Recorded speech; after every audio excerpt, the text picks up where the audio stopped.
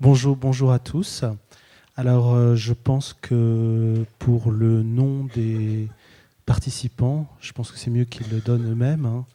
Mais moi, je suis très content de participer à cette présentation de film. Et j'espère avoir une réserve de questions aux réalisateurs et aux producteurs sur le projet.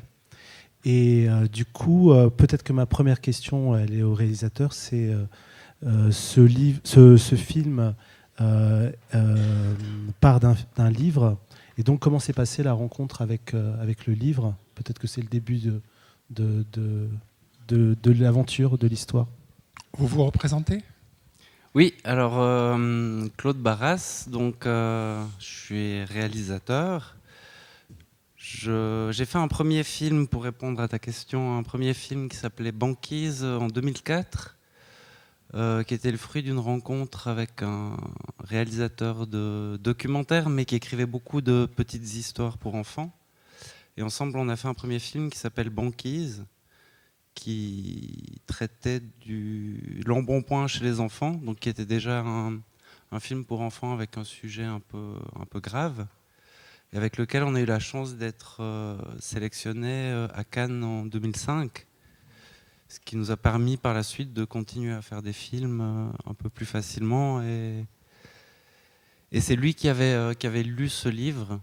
Et Qui te l'a passé donc? Et qui nous l'a passé puisqu'on était un peu spécialisés. Tous les courts-métrages qu'on faisait traitaient de l'enfance, puisque on trouvait que même pour des adultes, raconter des histoires d'enfants qui traversent des difficultés, c'était une belle chose, parce que ça nous ramène aussi à ce qu'on a vécu, et on cherchait à avoir beaucoup d'émotions dans nos films, et du coup, ça nous paraissait, ce qui nous intéressait le plus, c'était raconter des histoires d'enfants. Voilà. Et donc ce livre était parfait, il l'a lu, il me l'a fait lire.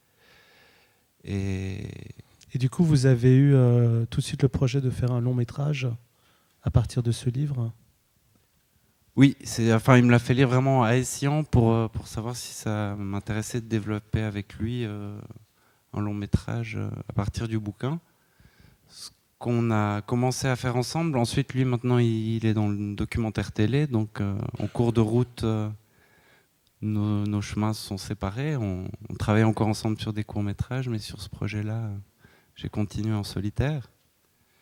Et du coup, très vite, j'ai contacté les éditions Plomb, et j'ai eu la chance de tomber sur Jean-Marie Carpentier, qui était le directeur à l'époque, et qui n'avait plus vendu de droits pour des films d'animation depuis La Planète Sauvage. Et du coup, malgré le fait que j'étais un simple auteur, qu'il n'y avait pas de boîte de production, il est rentré en matière. Gilles Paris a joué le jeu, et on a pu prendre une option sur les droits et commencer à développer le projet. Le livre avait quand même un certain nombre d'écueils, puisqu'il commence par un petit garçon qui tue sa mère avec un coup de pistolet. Donc c'était pas évident d'en faire un film qui soit pas un film pour adultes, puisque le livre est plutôt destiné aux adultes, même si c'est un enfant qui raconte son histoire. Et voilà, il y avait beaucoup de personnages, il y avait ce côté, enfin, vu que ça se passe dans un foyer, il y avait des scènes aussi assez crues, assez dures, qu'il fallait arriver à traduire sans perdre le côté sociologique, à traduire avec peut-être plus de subtilité pour en faire un film pour enfants. Donc on a travaillé entre nos courts-métrages de 2006 à 2008 à un scénario. Et en 2008, on a trouvé un producteur qui a financé une phase de développement où on a fait un film pilote que je vais vous montrer du coup.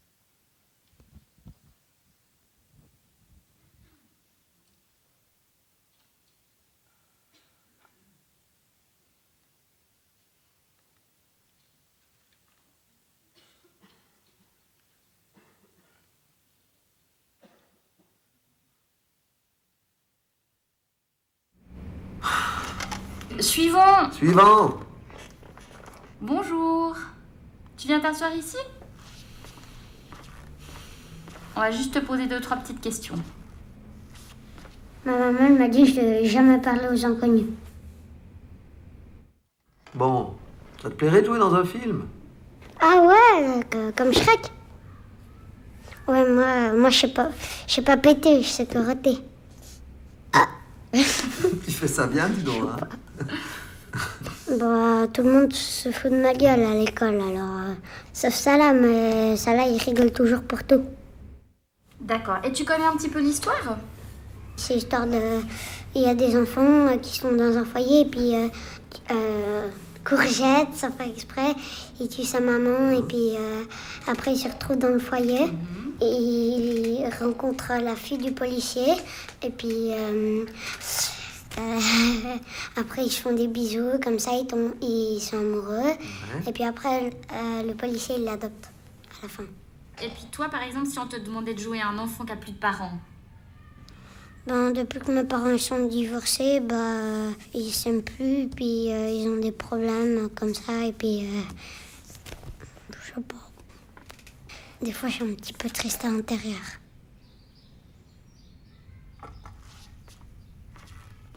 Je peux vous poser une question, monsieur? Ouais, vas-y. C'est vous qui avez choisi le nom de Courgette? Ah non, c'est pas moi, ça c'est dans le livre.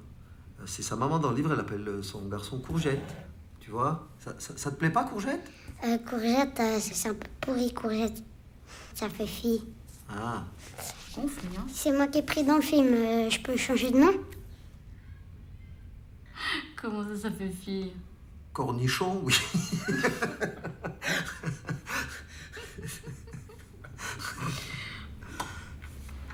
Allez.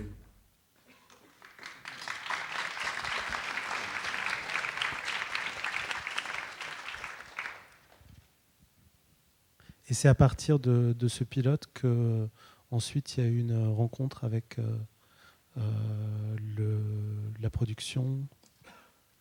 Oui, alors ce pilote, en fait, on l'a fait sous forme de pari avec le producteur qu'on a trouvé à l'époque, Robert Bonner, puisqu'il était assez convaincu du design des personnages. Donc l'idée, c'était d'avoir des très grandes têtes, des grands yeux pour être vraiment centré sur l'émotion des personnages.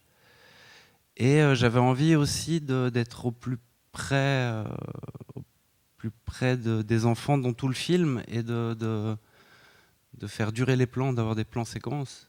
Et il m'a dit, c'est assez risqué, les têtes, ça va être très lourd, ça va être dur à l'animation. Et puis, je suis sûr que ça ne tiendra pas plus de 30 secondes, un plan avec un personnage de ce type qui nous parle. Mais si tu y crois, vas-y, je te donne carte blanche. Et on a fait ce pilote comme ça.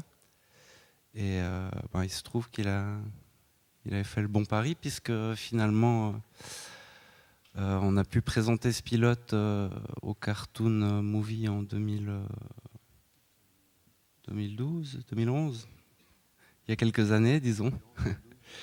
Et qu'à partir de là, on a pu trouver nos partenaires en France pour démarrer la fabrication du film. Et à ce moment-là, il y avait déjà le scénario définitif ou pas encore?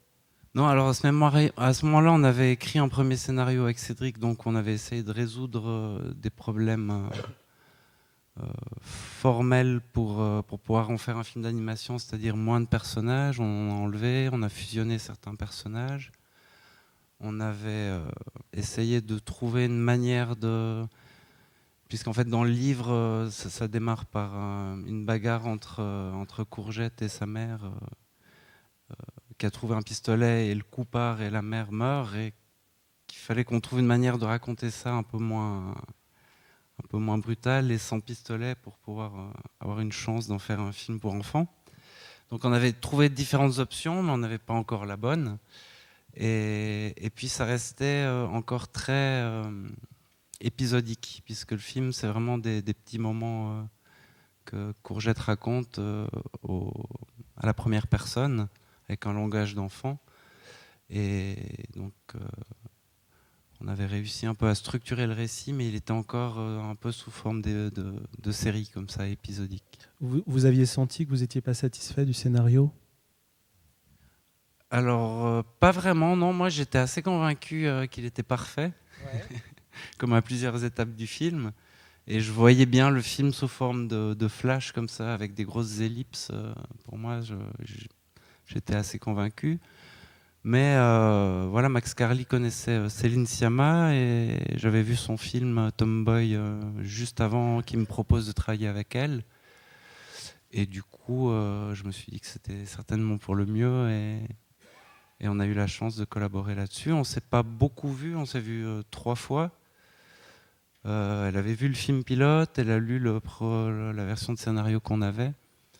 Et tout de suite, elle a dit, je pense il manque pas grand-chose pour que ça soit bien. Mais elle a quand même enlevé à peu près la moitié du travail qu'on avait fait. Mais elle a gardé l'autre moitié quand même. Et ensuite, elle a réécrit des scènes au milieu en reprenant des choses qu'on a enlevées du bouquin. Enfin, elle a réaménagé ça pour en faire un récit, cette fois très classique, avec un drame, une méchante, des gentils, une résolution, des symboles qui traversent un récit vraiment très, très structuré et très classique, mais sans enlever la singularité du projet et en amenant vraiment de très belles choses. Et du coup, à partir de là, effectivement, on a pu commencer à travailler, à chercher des financements et à avancer. Et je pense qu'elle nous a aussi beaucoup aidé, de par sa notoriété, à pouvoir faire un film avec un sujet quand même assez difficile, la maltraitance des enfants, et avec un enfant qui tue sa mère au début, et voilà. Et des passages un peu durs, hein, même s'ils ont été traités avec subtilité. Moi, j'ai pas lu votre version du scénario, mais c'est vrai que j'ai d'abord lu le livre et ensuite Marc m'a envoyé le scénario final. Et pour moi, ça m'a paru évident que le scénario était assez lumineux dans sa structure, dans son fonctionnement. Et moi, je l'ai trouvé même bien meilleur que le livre, en fait. Donc, je pense qu'effectivement, il y a eu une réduction des personnages, une densification aussi de la caractérisation des personnages secondaires qui me paraît très importante en fait dans le résultat final. Et ce que tu disais au début sur le début un peu dur avec le pistolet, moi je trouve pas que le scénario soit moins dur. Simplement, il est plus juste.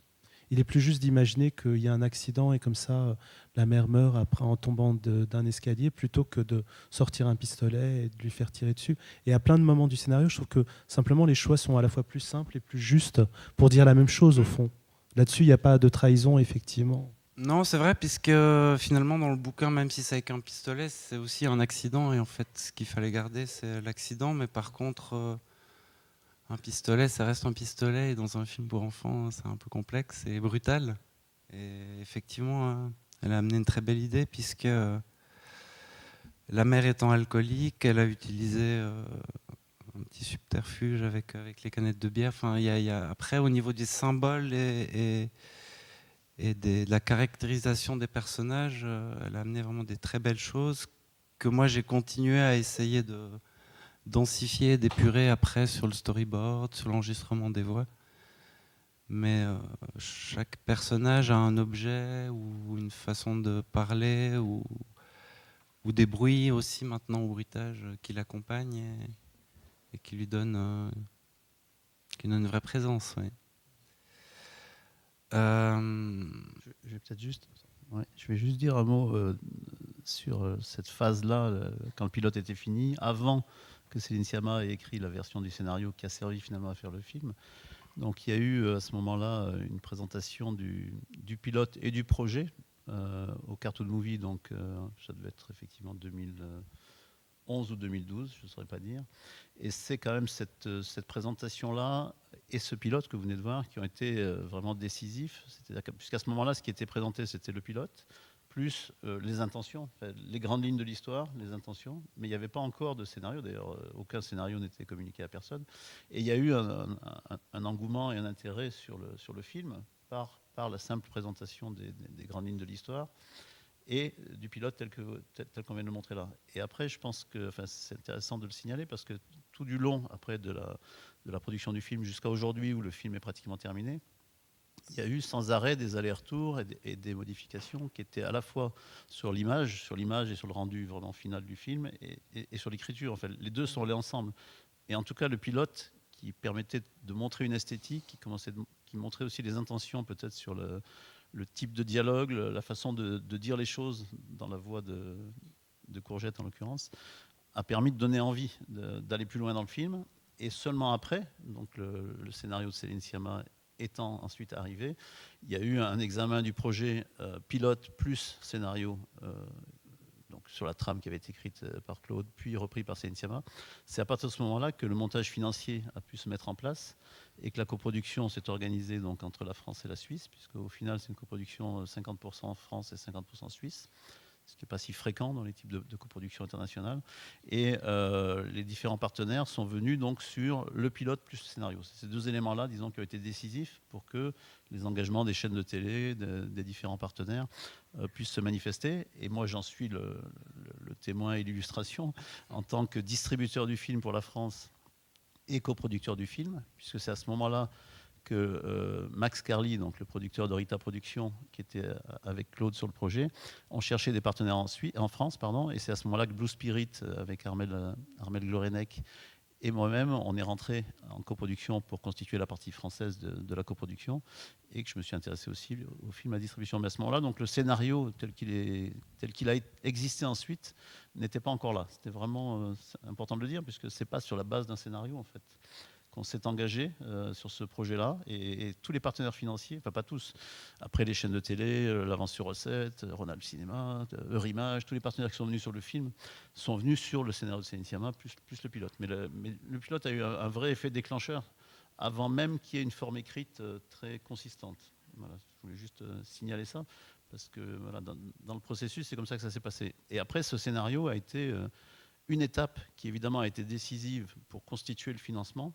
Et ensuite, c'est ce que Claude va développer maintenant, au fur et à mesure de la fabrication même du film, une fois que le financement était réuni et qu'il fallait ensuite faire un film en stop motion, c'est pas le tout d'avoir un scénario qui convainc, les choses n'ont pas arrêté de bouger, aussi bien au niveau des dialogues, au niveau de l'inversion éventuellement de certaines séquences, enfin, les choses jusqu'à aujourd'hui, où c'est le mixage du film et où c'est la toute fin quelque part du processus, les choses sans arrêt ont bougé. Si je peux m'arrêter juste un petit peu sur le pilote, parce que moi je le découvre, enfin vous me l'avez montré 2 minutes tout à l'heure, mais c'était donc une audition d'enfant au niveau du son, ou c'était écrit comme ça? Non, alors c'était écrit, mais on n'a pas fait, on n'a pas du tout Fait répéter. C'est-à-dire qu'on l'a joué avec Marie-Ève qui a dirigé le casting et l'enregistrement des voix. On l'a joué une fois, on lui a expliqué un petit peu le principe. Et ensuite, pendant 1 heure, 2 heures, on l'a rejoué dans tous les sens.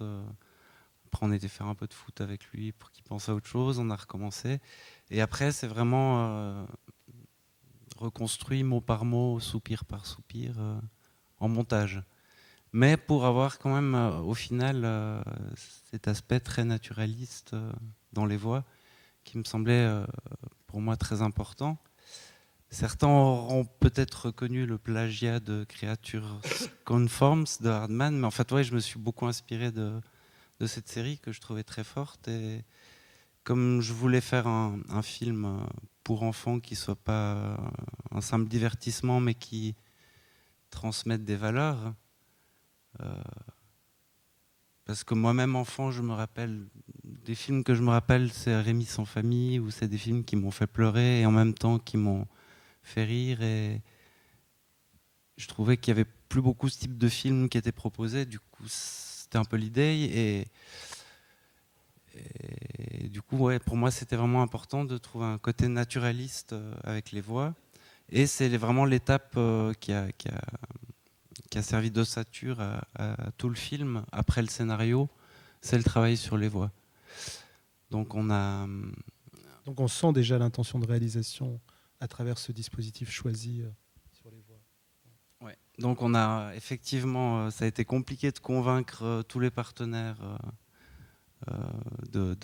d'investir autant sur la phase d'enregistrement des voix, puisque classiquement ça se fait en cabine, on lit le texte, on répète, on joue un peu, mais ça se fait comédien par comédien.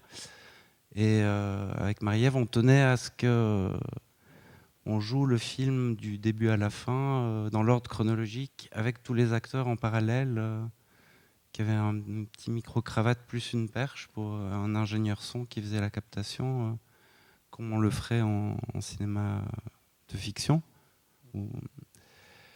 Et du coup que les acteurs puissent vraiment vivre et traverser l'histoire puisqu'on leur faisait découvrir scène par scène l'histoire et en même temps ils se rencontraient aussi comme dans le film. Et voilà, ça a duré 6 semaines et c'était une aventure assez fabuleuse. Et à quel moment s'est fait l'enregistrement des voix et comment s'est fait le choix des enfants? Alors, pour l'enregistrement des voix, du coup, on a dû construire un grand studio insonorisé. On a construit des accessoires insonorisés pour qu'ils puissent quand même jouer les scènes. Quand ils devaient prendre une frite, c'était des petits bouts de mousse ou des choses qui ne faisaient pas de bruit. Et c'était quoi l'autre partie de la question? L'autre partie de la question, c'était comment s'est passé le casting? Le casting s'est fait, alors on a eu une équipe c'est Marie-Ève qui s'est occupée de ça, qui avait vraiment l'habitude de faire du casting pour des fictions, pour enfants. Mais on voulait vraiment des acteurs non professionnels. Et donc moi j'ai fait une présélection, ils ont vu 400 enfants je crois, j'ai fait une présélection d'une 50aine d'enfants, juste par la voix, sans les voir. Et après, on les a vraiment choisis aussi pour leur faculté de ne pas jouer les scènes, d'être assez vite à l'aise les uns avec les autres et un côté naturaliste. Et aussi, on les a fait 2 par 2 pour les principaux, essayer de répéter et voir l'interaction qui pouvait naître ensemble, naturellement, en fait, ouais, pour essayer de faciliter, d'être au plus près du film. Et ça a pas mal fonctionné, ouais. C'était bien. Et l'enregistrement des voix s'est fait avant le début de la production image. C'est ce que Marc me disait. Ça. Oui, alors en parallèle, on est en train de commencer à fabriquer les marionnettes et de faire le storyboard, mais le storyboard n'était pas du tout terminé, il était en construction. Et en fait, c'est plus l'enregistrement des voix qui a servi d'ossature au storyboard que le contraire. C'est-à-dire qu'on a plus fait un montage radiophonique du film, avec les hésitations, les pauses et du bruitage, avec l'équipe de Mazet qui maintenant fait le bruitage final. Mais on a travaillé en amont beaucoup sur le son. Et après, on a mis le storyboard qui était fait en parallèle et on a commencé à ajuster les choses.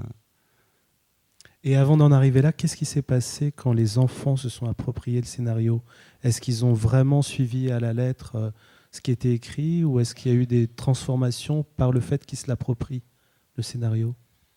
Alors oui, il y a des scènes qui marchaient très bien, où ils ont changé peu de choses, peu de dialogue, et il y en a d'autres où on voyait qu'ils butaient sur un mot, sur une phrase, que ça allait pas. Du coup, on leur demandait C'était eux qui proposaient?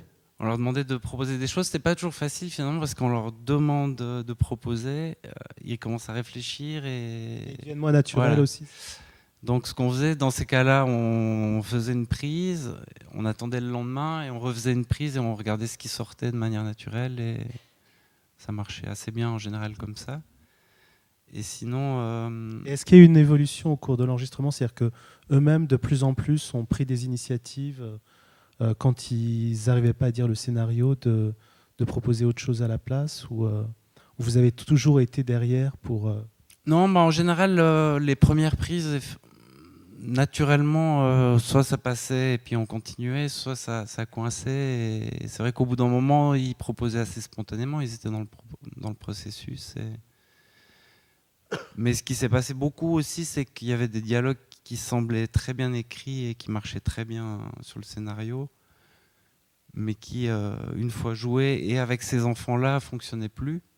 Et il y a aussi des déplacements dans l'espace, des choses qui sont plus de l'ordre de la mise en scène, puisqu'on filmait aussi sous 2 axes les enfants, pour que les animateurs après puissent non seulement s'imprégner des voix, mais aussi trouver quelques caractères pour chaque personnage. Donc la chef anime après a dérushé toutes les scènes et a trouvé des caractérisations qui s'inspire directement des acteurs. Des gestes aussi Ouais. des enfants. Ouais. Mm. C'est-à-dire que c'était pas complètement storyboardé. C'est-à-dire qu'il y avait tout un tas de déplacements que les enfants improvisaient, où tout était quand même très réglé. Alors, il y a dans des les- choses qui, dans le scénario, paraissaient évidentes, et quand on les filmait, je pense comme on le fait en fiction classiquement, on voit qu'il faut changer, faire venir la personne de gauche, mais il n'y a pas de porte, du coup on change l'axe de la table. Mais ça permettait du coup de déjà presque faire un travail de storyboard, mais sur le plateau. Et je pense qu'effectivement en animation, c'est pas forcément un chemin normal, enfin qui est souvent éprouvé de mettre en scène des acteurs et de les filmer et de servir de base finalement au film. C'est Et comme est-ce si que on ça avait part- le scénario, une fiction, et de la fiction, on en faisait une animation quelque part. Est-ce que ça risquait pas, au contraire, d'entraver les animateurs, d'avoir toute cette matière réelle qui leur était mise devant quand ils ont... Alors les animateurs, effectivement, si on leur montre directement la vidéo et on leur dit de faire la même chose, soit c'est pas beau, soit ils sont pas contents. Mais par contre, on a fait un travail de préparation avec la chef animatrice qui, elle, a dérushé et a choisi 4 ou 5 vidéos pour chaque personnage qu'elle a donné en référence aux animateurs. Mais Et les animateurs, ils avaient toute la voix, par contre. ils avaient la voix, ouais, et eux-mêmes jouent chaque séquence et se filment souvent avant d'animer.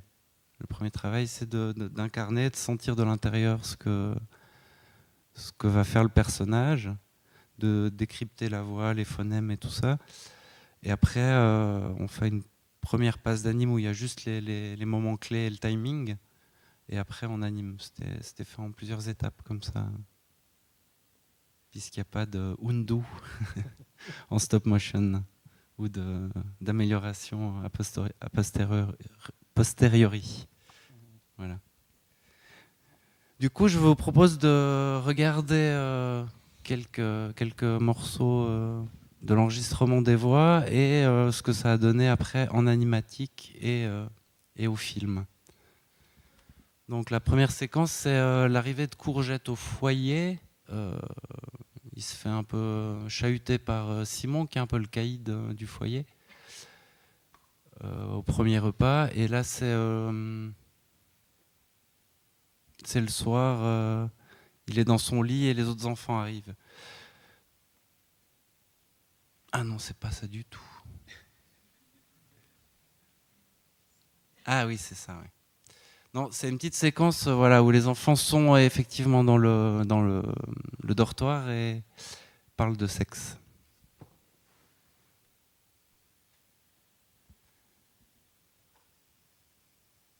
Donc là, je vais vous montrer.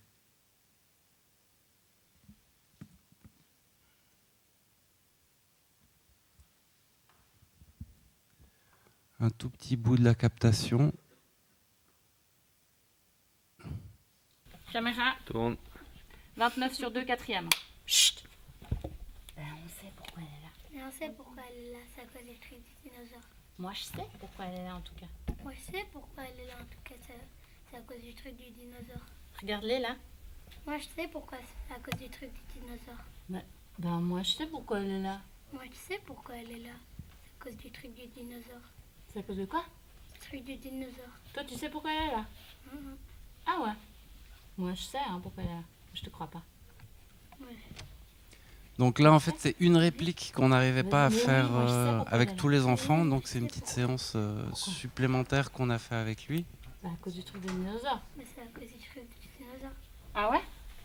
Et c'était le pourquoi petit elle est là enfant qui faisait Ahmed et qui avait une spontanéité vraiment incroyable. Et Moi, je sais pourquoi je pense elle que est là. le 90% de ce qu'on a gardé, c'est ce qu'il faisait naturellement en premier. C'est à cause du truc Mais du de temps en dinosaure. temps, on devait le torturer pour avoir les C'est le 10% truc, là, restants. le Ouais. déguisement de dinosaure. Voilà. Tu sais, le truc là.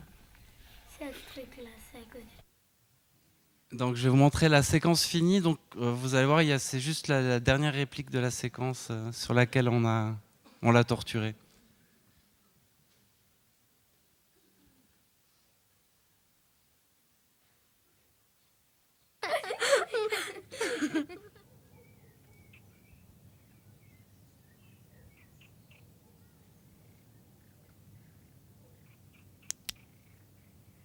Et Simon, Ouais, Poussin. est-ce que je peux te demander quelque chose? Tu sais comment on fait le truc là? Quel truc? Le truc avec les filles et les garçons. Ça, je connais tout par cœur. Mes parents, ils avaient des films. C'est assez bizarre comme truc. Enfin, si tu veux, tu remues comme ça. Puis après, la fille, elle remue aussi. Puis après, bah, paf, tu vois. Quoi, paf? Le zizi, il explose. Ouais, elle explose. Ouais. Non, mais sérieux, Simon. Oh. Et bah, t'es crevé, quoi. Je suis fatiguée. Et puis les filles, ça leur fait quoi? Et bah, les filles, elles transpirent un max. Et puis, elles font que dire qu'elles sont d'accord. Genre, oh oui, oui, oui, oui, oui, comme ça. Ah. Tu dis rien, Courgette? Courgette. Oh non, mais ça, c'est parce qu'il est amoureux, hein. N'importe quoi. Mais bien sûr, mec, ça se voit à des kilomètres que t'es amoureux de Camille. J'aimerais juste savoir pourquoi est-ce qu'elle est là. Mais on sait pourquoi elle est là, c'est à cause du truc du dinosaure là. Oui, je sais pourquoi elle est là. Bon, tu veux vraiment savoir pourquoi elle est là?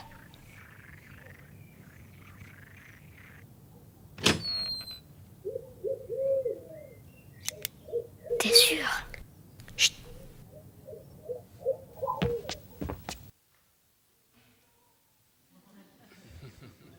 Un peu de suspense quand même.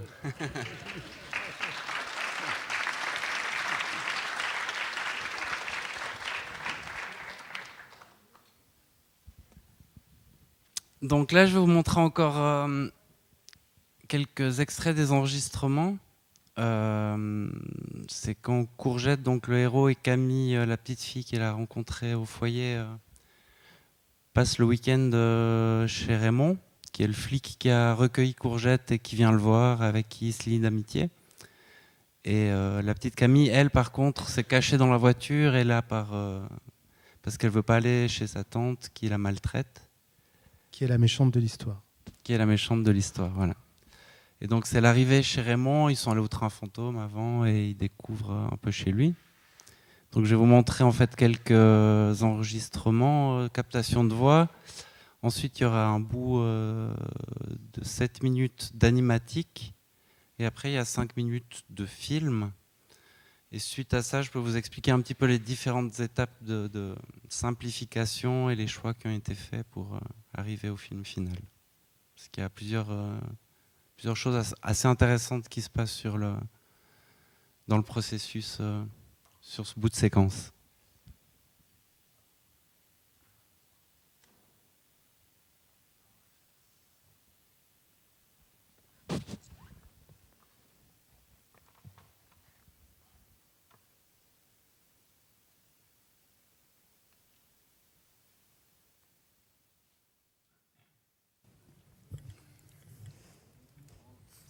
Sur 1 troisième.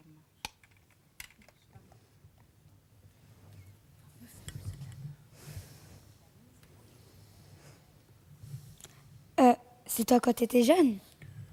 Non, c'est mon fils. T'as un fils? Oui, mais il vit très loin. Je le vois plus. Des fois, c'est les enfants qui abandonnent leurs parents. On continue la visite? Où c'est qu'on dort? Vous allez voir.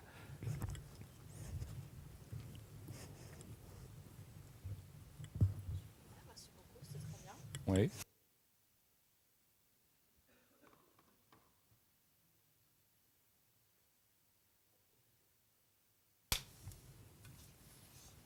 On y va.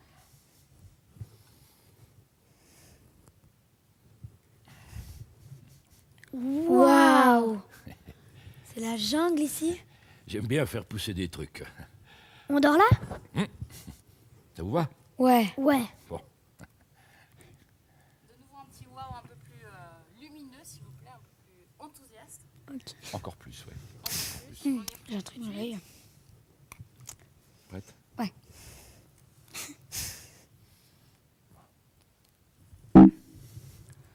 Waouh!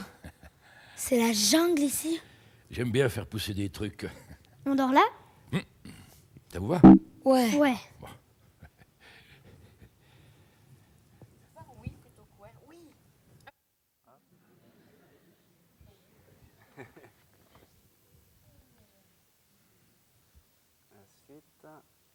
Donc ensuite, ils sont devant chez Raymond le soir. Un troisième.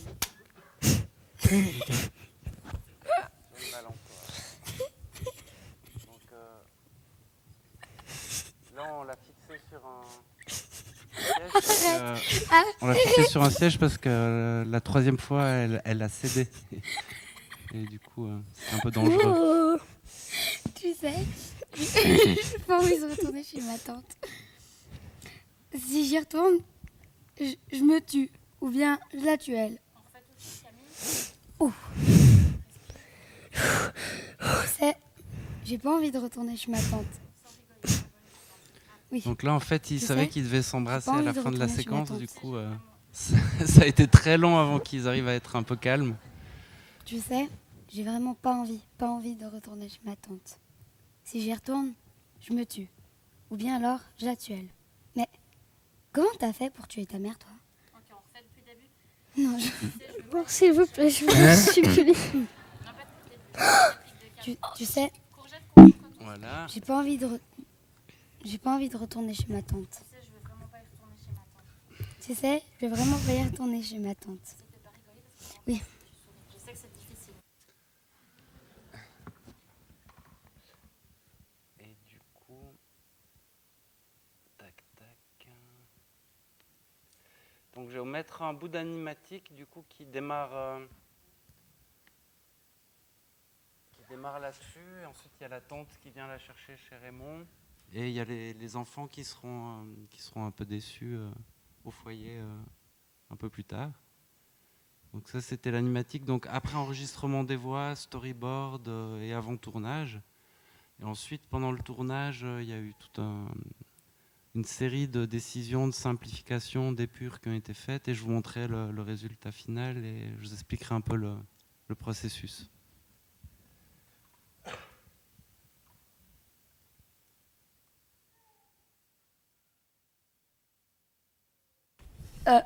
C'est toi quand t'étais jeune? Non, c'est mon fils. T'as un fils? Oui, mais il vit très loin et je le vois plus. Des fois, c'est les enfants qui abandonnent leurs parents. Bon, on continue la visite. Où c'est qu'on dort? Je vais vous montrer. Waouh! C'est la jungle ici. J'aime bien faire pousser des trucs. On dort là? Oui. Tu vois? Oui.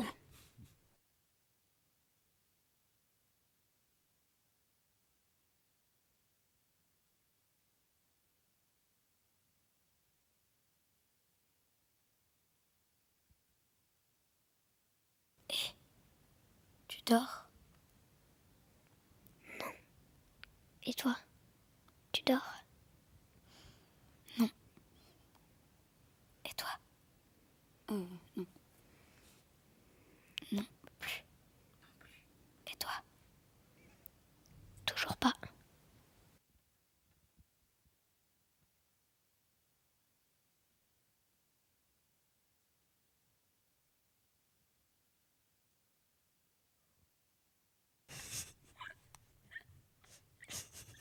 Arrête.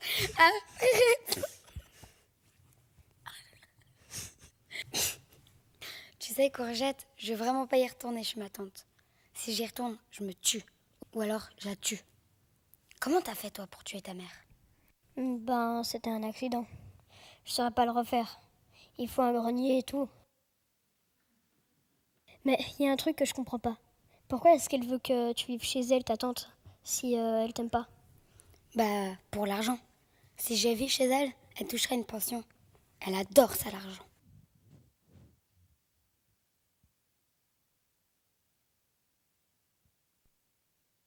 Tu sais, dans le bus, je dormais pas.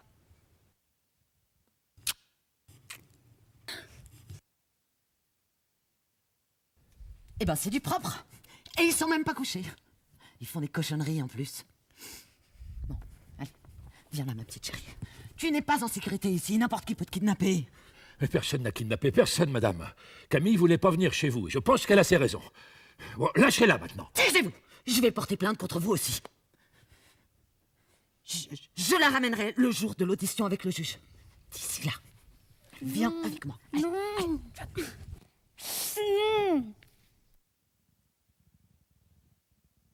Camille, c'est Simon qui a insisté pour que je te donne ça.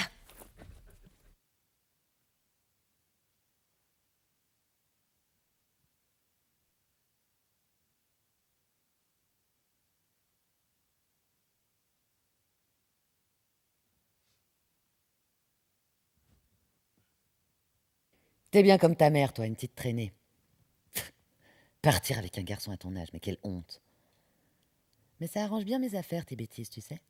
Ce foyer est incapable de te surveiller. Le juge va pas aimer ça. T'as creusé ta propre tombe, ma pauvre fille.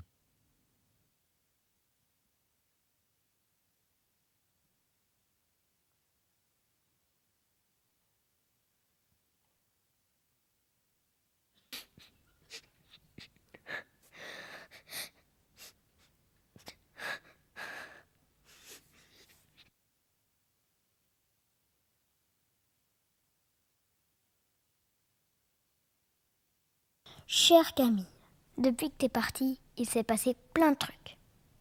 La mère de Béatrice est venue.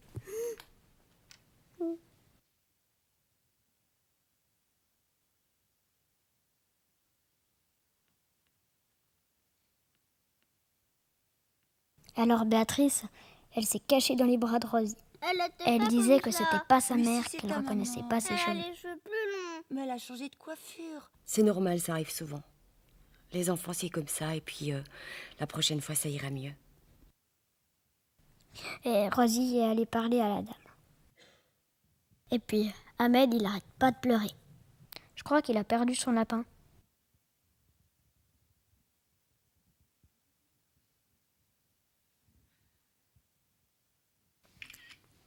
Souris, idiote. Oh, mais quelle gourde. Voilà. Mais c'est pas mon anniversaire. On s'en fout. Garde le sourire et souffle. Enlève tes mains. Viens ici, c'est pas fini. Bon, caresse-le. Oh. Prends-le dans tes bras, tu caresses. Encore? Très bien, très bien. Voilà. Bon voyage.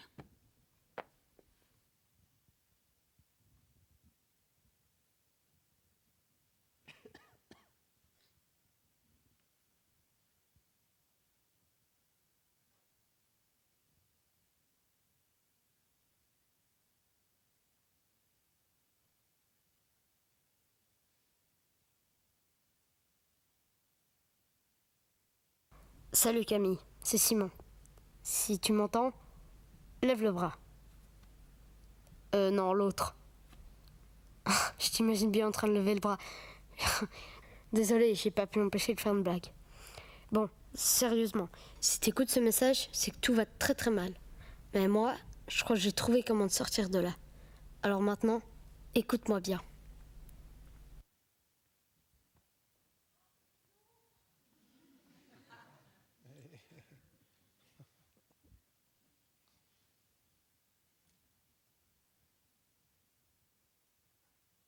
Les gars, moi j'ai une idée. On n'a qu'à faire une crève de la faim. C'est quoi? C'est quand on meurt parce que moi je trouve. On dit une grève de la faim et c'est l'inverse. C'est quand on meurt parce qu'on arrête de manger. Ah, mais moi j'aimerais pas mourir. Mais on mourra pas, c'est juste pour leur faire peur. Comme ça, Camille elle reviendra et on remangera. Ma mère, elle avait fait ça quand il y avait des types qui devaient venir pour prendre nos meubles. On s'en fout des meubles de ta mère. C'est pas bête l'idée, Jujube. On jure tous que ce soir, on mangera pas.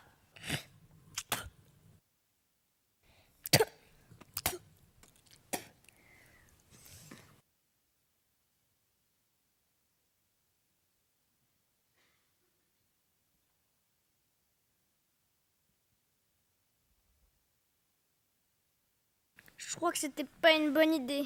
Je commence à avoir des hallucinations. Il y a cette frite-là qui me parle. Ah ouais? Et elle te dit quoi? Elle te dit mange-moi, mange-moi, mange-moi, mange-moi, gros lard. Bon, on me dit que vous mangez pas. Qu'est-ce qui se passe? C'est pas bon? Ahmed, qu'est-ce qui se passe? On fait une grève de la faim pour que Camille revienne. Une grève de la faim? Oui. Mais elle revient demain, Camille. Yes! Alors elles te disent quoi maintenant, tes frites? Non, pitié, non, ne me mange pas, non. Mais elle revient pour toujours. Elle revient pour voir le juge. C'est lui qui décidera si sa tante la garde ou non.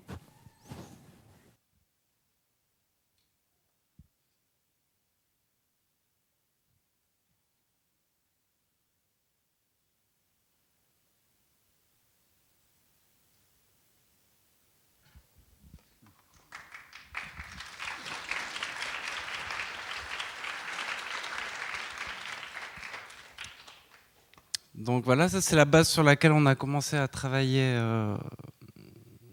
pour le tournage. Mais assez vite, on s'est rendu compte qu'avec le budget qu'on avait, la mise en place des plateaux et les objectifs qu'on s'était mis, on n'allait pas arriver à tourner toutes les séquences et surtout on s'est rendu compte que chaque changement de plan prenait presque autant de temps que de fabriquer le plan lui-même, puisqu'il faut démonter les décors, prendre des photos des décors vides, installer les marionnettes, faire l'éclairage. Et du coup très vite, à la fois pour essayer de trouver une solution productionnelle et arriver au bout du film, mais aussi parce que je trouvais intéressant et ça allait dans le sens du premier travail que j'avais déjà fait. J'ai essayé de simplifier au maximum tout le récit, d'avoir le moins de plans possible et de repérer quand c'est qu'il y avait plusieurs scènes qui racontaient la même chose, soit de les enlever, soit de les fusionner, soit de garder les dialogues intéressants et de les déplacer sur une autre scène. Et du coup, au bout de ce processus, je suis passé de 904 plans à 506 plans. Voilà. Donc il y a quand même moins de plans, à peu près la même durée. On a dû perdre 3 minutes. Mais du coup, il reste plus que l'essentiel. Et c'est vrai que c'est un film assez réaliste, mais en même temps très construit. Et c'est un réalisme très, très synthétique. C'est un peu antinomique. Mais... Ah oui, il y a aussi une réalité qui s'est imposée à tout le monde. Je pense que c'est la réalité du tournage en stop motion, c'est-à-dire de construire des studios, construire des marionnettes et faire un vrai tournage. C'est un peu comme si on ajoutait les étapes et les contraintes d'un film d'animation et les étapes et les contraintes d'un film en prise de vue réelle. Donc, ce qui peut paraître, enfin, à la limite, ce qui poserait pas forcément de problème majeur si on était sur du film dessiné, ça aurait pu peut-être rester comme ça. Mais quand on arrive dans la phase où il faut mettre en scène dans des décors petits avec des marionnettes, on se rend compte qu'il y a des choses qui marchent, il y a des choses qui marchent moins bien. Dans une première expérience aussi pour les producteurs, pour moi-même de long métrage, donc d'une mécanique quand même très complexe sur le tournage. Avec, Ouais, et puis il y a des données scénaristiques. Par exemple là, le MP3 qui est resté pendant longtemps une difficulté à différentes étapes du scénario, cette affaire du MP3 que Simon doit faire passer à Camille, qui est chez sa tante, et comment elle lui fait passer pour que ça soit crédible, etc. Il y a eu donc cette idée-là, c'était cette idée-là du lapin, qui finalement a été complètement abandonnée pour trouver une autre idée qui était plus directe, qui paraissait plus juste, et du coup ça a changé aussi pas mal de choses, parce qu'il y avait toute une mécanique qui se mettait en place pour trouver le cheminement qui a mené à ce que le MP3 atterrisse chez Camille. Et tout ça en cours de production, et au fur et à mesure que le film se construisait, Claude a trouvé des idées pour que cette chose-là, qui était très importante dans le récit, mais se résolve de façon plus simple. Et du coup, effectivement, ces contraintes assez extrêmes en cours de fabrication ont servi le film et ont été créatives. Et c'est quand même c'est très chouette. Enfin, c'était pas gagné d'avance, mais en fait d'une contrainte on en a fait une force, puisque finalement ça a simplifié et singularisé le film, puisque c'est assez rare en stop motion d'avoir des plans très longs et une mise en scène presque à la fin. Enfin, il y a des séquences qui sont vraiment de plus d'une minute où on reste juste avec le personnage. Donc là, sur ce que je vous ai montré, effectivement, il y a pas mal de séquences qui ont été enlevées parce qu'on pouvait les ellipser. Il y en a d'autres qui ont été simplifiées en restant sur un seul personnage. Et par exemple, les 2 séquences de grève de la faim, là, quand ils sont dans la cour et après ils se retrouvent, plutôt qu'annoncer la grève de la faim et ensuite le montrer, j'ai pris le parti d'enlever toute l'annonce, même si c'était assez drôle. Et du coup, on les voit, vous allez voir, on ne sait pas ce qu'ils font. C'est l'éducatrice qui leur pose la question et on apprend quand ils répondent. Et du coup, on est un peu plus... on découvre le film avec eux, on annonce moins les choses. Et c'est ce genre d'analyse du scénario et de simplification, synthétisation qui ont fait qu'on est arrivé au bout à temps et qu'on a un film quand même, je pense, assez singulier pour du stop motion, ouais, qui est un peu entre le documentaire ou... Enfin voilà. Donc je vais vous montrer le résultat. Hop.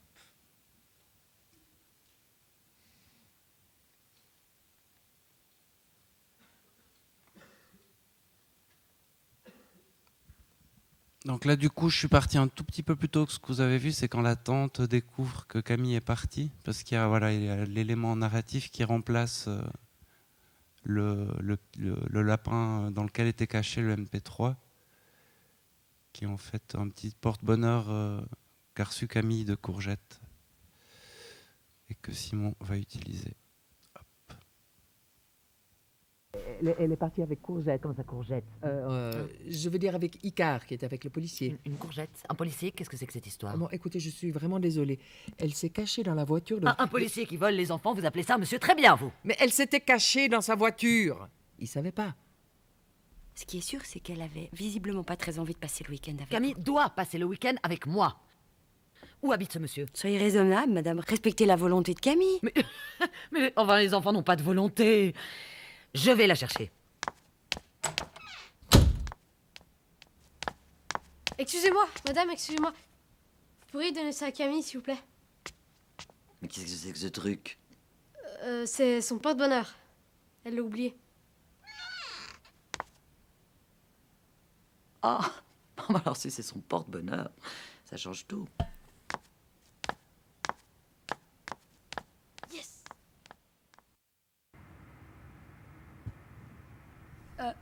C'est toi quand t'étais jeune? Non, c'est mon fils. T'as un fils? Oui, mais il vit très loin et je le vois plus. Des fois, c'est les enfants qui abandonnent leurs parents. On continue la visite. Waouh! C'est la jungle ici? J'aime bien faire pousser des trucs.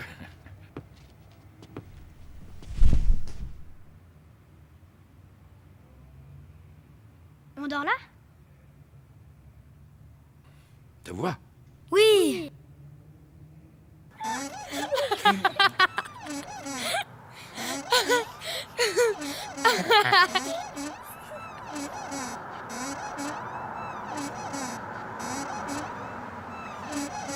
Arrête! Arrête!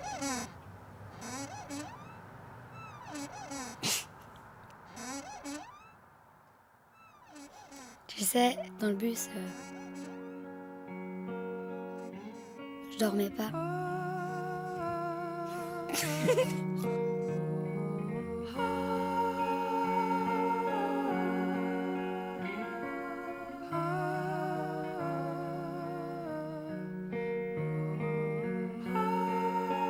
du propre. Ils sont même pas couchés. Et en plus, ils font des cochonneries. Viens là, ma petite chérie, on rentre à la maison. N'importe qui peut te kidnapper. Aïe! Lâchez-la, madame. Je vais porter plainte. Camille voulait pas venir chez vous.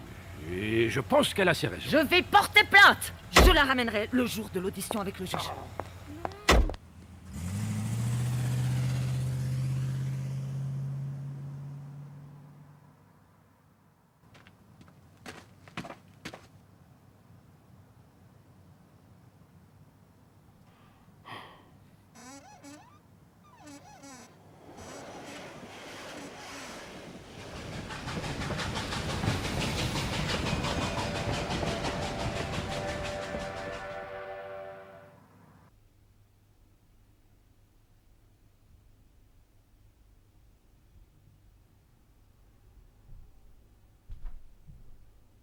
Je crois que c'était pas une bonne idée. Je commence à avoir des hallucinations. Il y a cette frite-là qui me parle. Ah ouais? Et elle te dit quoi? Elle te dit mange-moi, mange-moi, mange-moi, gros lard. Eh ben, qu'est-ce qui se passe ici? Vous mangez pas? C'est pas bon? On fait une grève de la faim pour que Camille revienne. Ah, mais elle va revenir, Camille. Elle revient pour voir le juge et c'est lui qui va décider si sa tante la garde ou pas.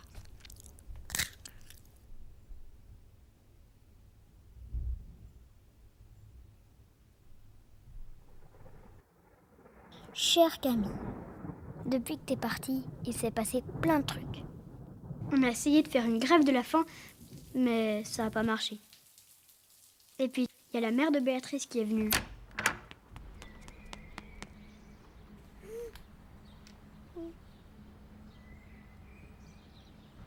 Moi, je veux rester avec vous. Elle s'est cachée dans les bras de Rose. Puis Ahmed, il a encore fait pipi au lit. Du coup, on a tous rigolé. Ça faisait longtemps, parce que depuis que t'es partie, on rigole plus trop.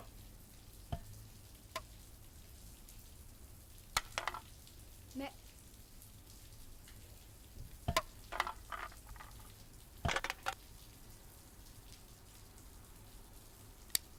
Un, deux, ok.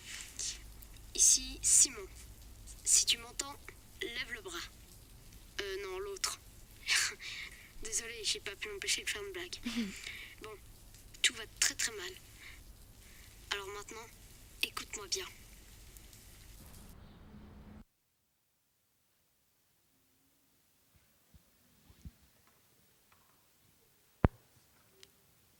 Voilà. Donc,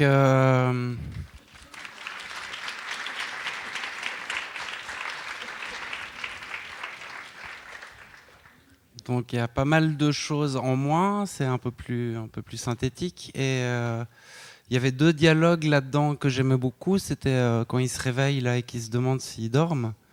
Du coup, je les ai placés ailleurs. Et il y avait l'explication aussi de pourquoi la tante voulait absolument reprendre Camille chez elle. C'était pour toucher une pension alimentaire. Et ça aussi, je l'ai déplacé dans une autre séquence un peu plus tôt. Et ça a permis de rendre le récit plus clair. Et effectivement, il restait une petite... j'avais toujours l'impression que c'était un petit peu artificiel là, quand Simon lui donne le petit cadeau, même si ça marche. Et ça, c'est un truc... Céline n'était plus là au moment où j'ai fait ces changements, mais qu'elle m'a appris, c'est que quand il y a des choses qui ne marchent pas dans le scénario, une des solutions pour contourner le problème, c'est qu'un des personnages le dise haut et fort dans le film, et du coup, ça exprime ce que le spectateur ressent, et on se rend plus compte, et on pense que c'est normal. Et c'est là où justement la réplique de la tante qui fait mais qu'est-ce que c'est que ce truc, finalement ça désamorce toutes les questions qu'on peut se poser de pourquoi est-ce qu'il sait pourquoi est-ce qu'il va chercher cet objet-là. Ouais. Voilà.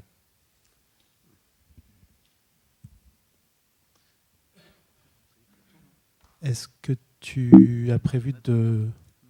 Elle est partie avec Courgette, comme ça, Courgette. Est-ce qu'on a encore un petit peu de temps? Peut-être montrer le dispositif de tournage, les plateaux, les marionnettes, ces choses-là. Ouais. Ça, je... Alors, tac.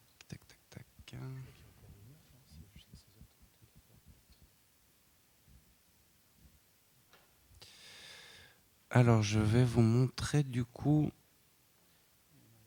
encore un petit bout, c'est possible? Après, ouais, ok. Ouais. Des images du tournage pour que vous vous rendez compte un petit peu. Hop là. Merde.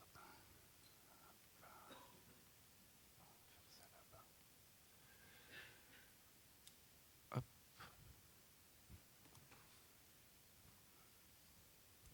Donc là, vous voyez à peu près la taille des marionnettes, avec le programme d'animation à côté, et aussi dans quelles conditions les animateurs travaillaient. Donc on arrivait à faire 2 secondes par jour, en moyenne par animateur au début, Et on est arrivé à 6 secondes à la fin en multipliant les plateaux. La grosse contrainte, c'est que quand les animateurs travaillent, on ne peut pas préparer le plan suivant. Et que si on veut le préparer sur un autre plateau, il faut que le décor soit à double pour travailler en parallèle et qu'il y ait plus de marionnettes. Et donc c'est cette espèce d'équilibre qu'on a mis du temps à trouver entre fabriquer des marionnettes en plus, mais qui coûtaient quand même assez cher, puisqu'il faut savoir que même des marionnettes très simples de ce type-là coûtaient à peu près 10 000 € à la fabrication par pièce. Et que du coup, à un moment, ça a été un investissement que la production était d'accord de faire, puisque ça nous permettait finalement de gagner beaucoup de temps sur les plateaux. Et c'est là où on a pu augmenter un peu la cadence. Donc là, vous voyez un décor, c'est devant chez Raymond, je crois, avec des gens qui réfléchissent.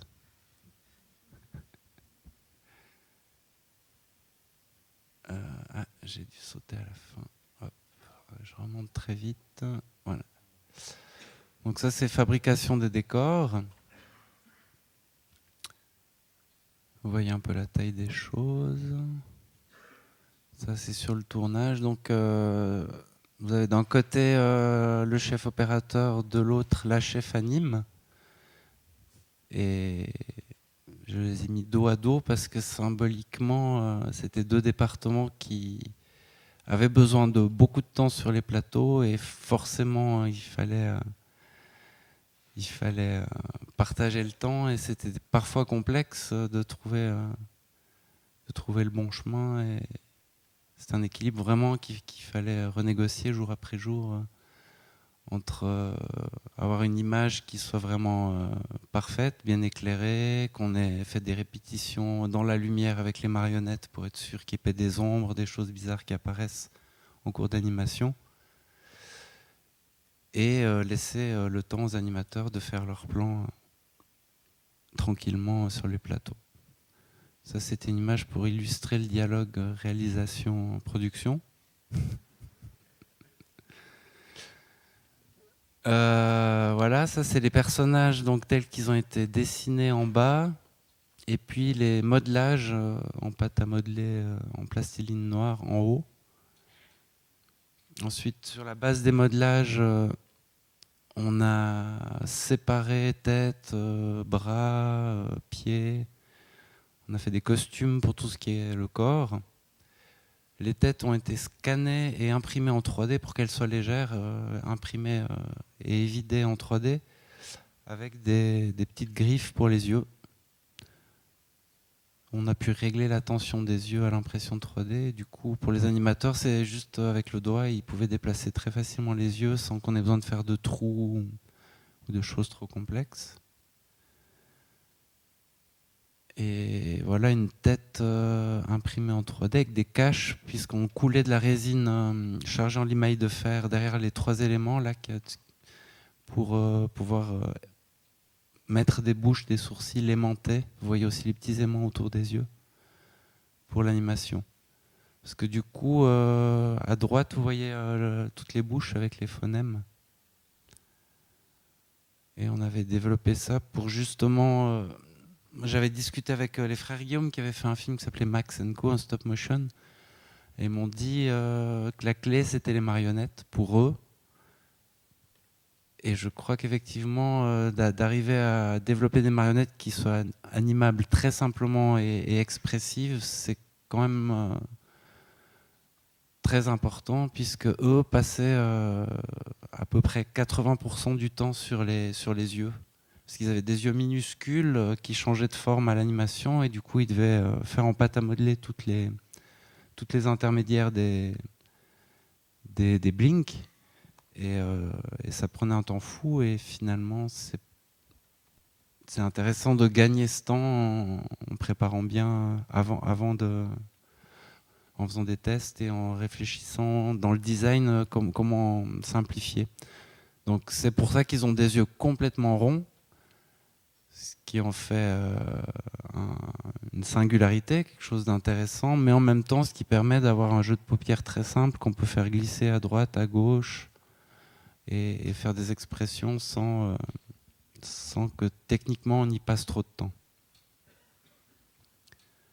Ensuite, on a changé de matière pour les cheveux pour jouer un petit peu sur les textures. On a fait des cheveux en mousse de latex teints dans la masse.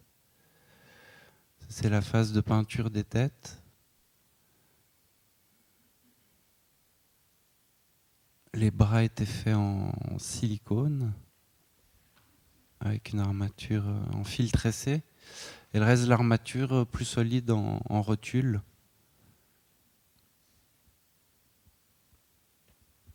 Et voilà, une petite boîte avec des courgettes et une... Et la phase de test des marionnettes, ça a duré combien de temps? Alors, on a eu la chance en Suisse là, d'avoir droit à un programme de développement sur lequel on a développé tout le concept des marionnettes avant de commencer le film. Donc, on avait déjà pas mal de solutions techniques avant de démarrer. Ouais. L'impression 3D, la forme ronde des yeux. Mais ça a duré 2 ans, mais par petites phases comme ça. On a fait plusieurs ateliers où on testait différentes choses. Disons que chaque élément des marionnettes venait d'endroits différents. Les têtes ont été imprimées à côté d'Annecy, les armatures venaient d'un autre endroit, les cheveux étaient faits ailleurs. Et il y avait un atelier d'assemblage et de finalisation des marionnettes du côté d'Annemasse, hein, c'est ça, c'est avec Greg. Mais tous les éléments venaient de différents endroits. Donc à chaque fois, c'était une découverte de voir si finalement ça s'assemblait et ça marchait comme on l'avait prévu. Et il y prévu. avait de l'entretien, il y avait des infirmières sur le tournage pour entretenir les marionnettes. Et on a reçu les marionnettes le 3e jour de tournage. Donc effectivement, c'était une surprise parce que moi, on avait vu tous les éléments séparés, on savait les couleurs, on savait les habits, mais on les a vraiment découvertes et manipulées le 3e jour de tournage, qui est devenu le 1er jour finalement. Mais voilà. Et ça, c'est des standings, c'est hérité de Hardman, c'est en fait des faux personnages bricolés qui servent justement à éclairer, à préparer les scènes et à ne pas utiliser des marionnettes fragiles et très chères pour toute la préparation. Et voilà, le studio de tournage avec les premières installations de décors. Donc c'était 15 plateaux, isolés les uns des autres, avec chaque fois une grande toile pour donner une lumière de base et après des directionnels pour faire les ambiances. L'équipe de tournage, donc on était une 50aine à travailler.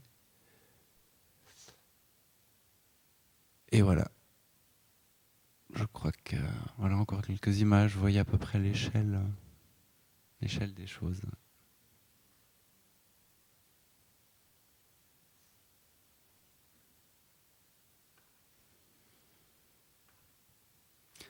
Donc je vais vous montrer encore en bonus la petite scène de disco aux vacances de neige qui se termine après, vous allez voir, par un bout de séquence que j'ai enlevé de l'animatique de tout à l'heure, vous allez comprendre.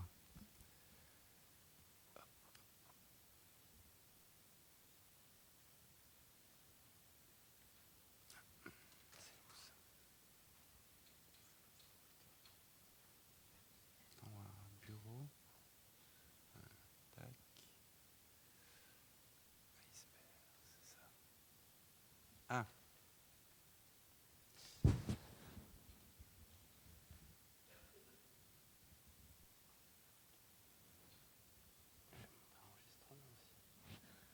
Donc ça c'était pour la scène de disco. Moi j'avais choisi, vu que les profs ont à peu près 40 ans et j'ai pu me faire plaisir, je me suis dit que c'était lui qui faisait DJ. Du coup j'ai repris une vieille chanson des années 80 que j'aimais beaucoup. Et on les a fait chanter, jouer autour de la chanson pour pouvoir doubler après la séquence. Donc je vous montre un petit bout d'enregistrement et ensuite la séquence. Est-ce que c'est bien fait? Glace. Glace. Chut.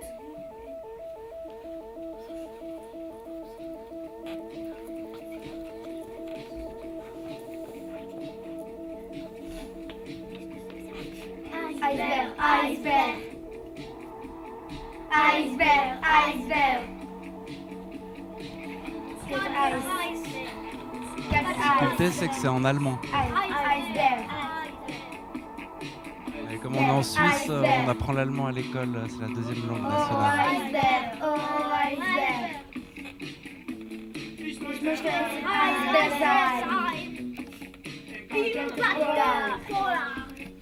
Ok, on va faire juste ça. Ich möchte ein Eisbär sein. Ich möchte ein Eisbär sein. Ich möchte ein Eisbär sein. Ich möchte ein Eisbär sein. Alles wird so klar. Alles wird so klar. Alles wird so klar. Alles wird so klar. Ok, super. Alles wird so klar. Merci beaucoup. Une fois le tout.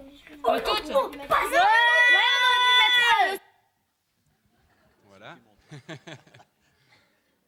Mince, qu'est-ce que j'ai fait? Non, c'est bon. Hop, hop.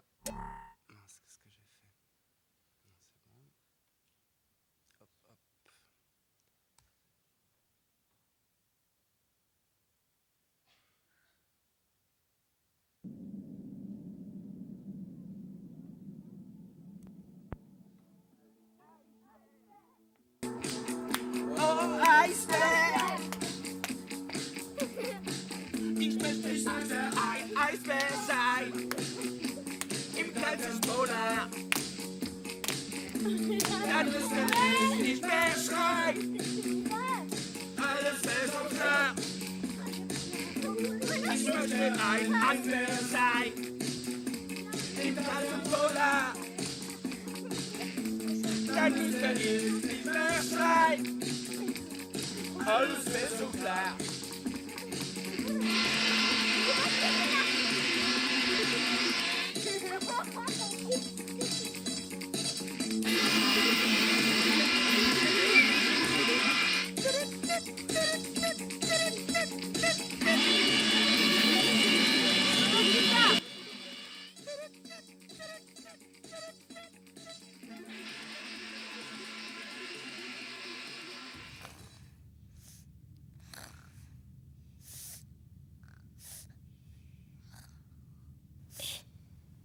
Tu dors? Non. Et toi? Tu dors? Non plus.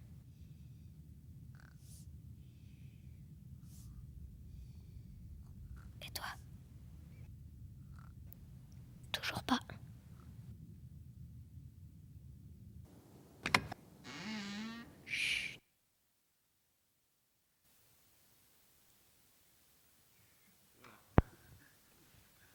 Si vous avez reconnu la petite séquence Tudor qui était précédemment ailleurs.